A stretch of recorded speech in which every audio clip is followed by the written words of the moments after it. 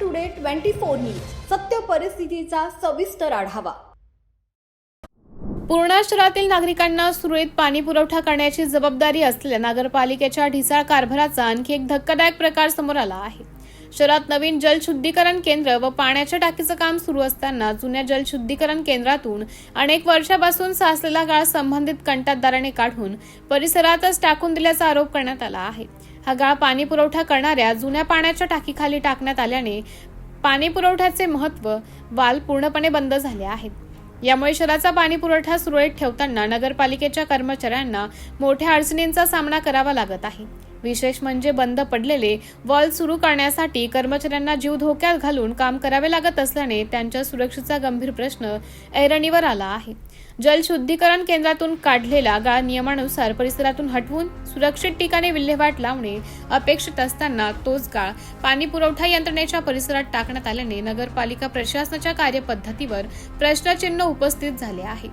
एकीकडे शहरात नवीन जलशुद्धीकरण केंद्राचं काम सुरू आहे, तर दुसरीकडे जुन्या पाणी पुरवठा व्यवस्थेची अशी दुरवस्था झाल्याने नागरिकांमध्ये संताप व्यक्त होत आहे। या प्रकाराचा democratic youth federation of India संघटनेच्या वतीने तीव्र निषेध करण्यात आला आहे। पाणी पुरवठा यंत्रणेच्या परिसरात तसेच पाण्याच्या टाकीखाली टाकण्यात आलेला संपूर्ण गाळ कंत्राटदाराने तात्काळ हटवावा, तसेच कर्मचाऱ्यांच्या सुरक्षेची योग्य व्यवस्था करावी अशी मागणी संघटनेने केली आहे। नगरपालिका प्रशासनाने या गंभीर प्रकाराकडे तातडीने लक्ष न दिल्यास संबंधित कंत्राटदार व प्रशासनाच्या विरोधात तीव्र आंदोलन छेडण्यात येईल असा इशारा DYFIचे जिल्हा सचिव शेख नसीर कादरच्या वतीने देण्यात आला आहे।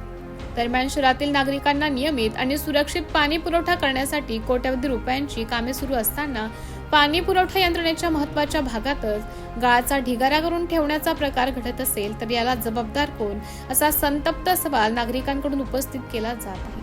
आता नगरपालिका प्रशासन या प्रकारावर काय कारवाई करते याकडे संपूर्ण पुणेकरांचं लक्ष लागलं आहे।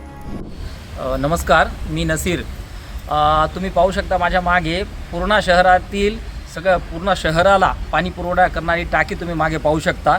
ही जी टाकी आहे त्याच्या खाली साधारणतः 3 ते 4 वॉल्स आहेत, जिथून पाणी इथलं ऑपरेट करून समजा पूर्ण शहराला पोहोचवलं जातं। आता काल परवा जे इथलं एक जलशुद्धीकरण केंद्र पलीकडे तुम्ही पाहू शकता, त्या जलशुद्धी केंद्रातला गाळ मला वाटतं किमान 15 वर्ष तरी झाला असेल, आत्तापर्यंत काढलेला नव्हता।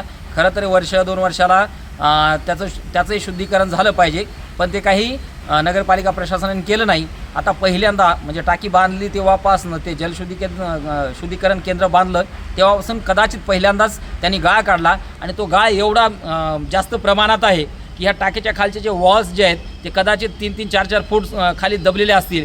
आता इथं जाण्यासाठी, पलीकडे जाण्यासाठी सुद्धा रस्ता नाही आहे। कर्मचारी जातील कसे, ते पाणी सोडतील कसे?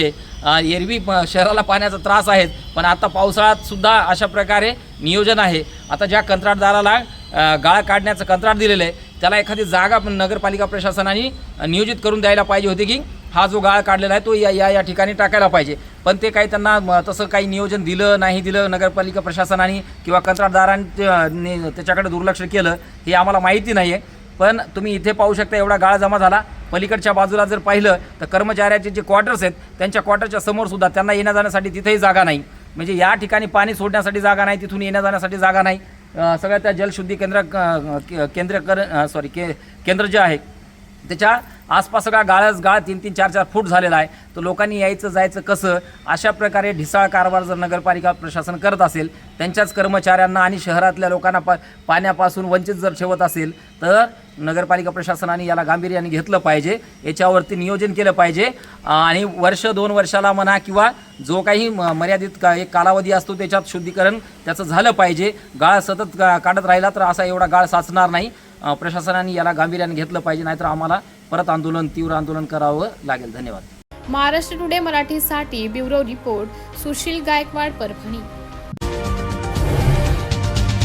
आजच महाराष्ट्र टुडे 24 न्यूजला सबस्क्राईब करा आणि सत्य परिस्थितीचा सविस्तर आढावा पहा।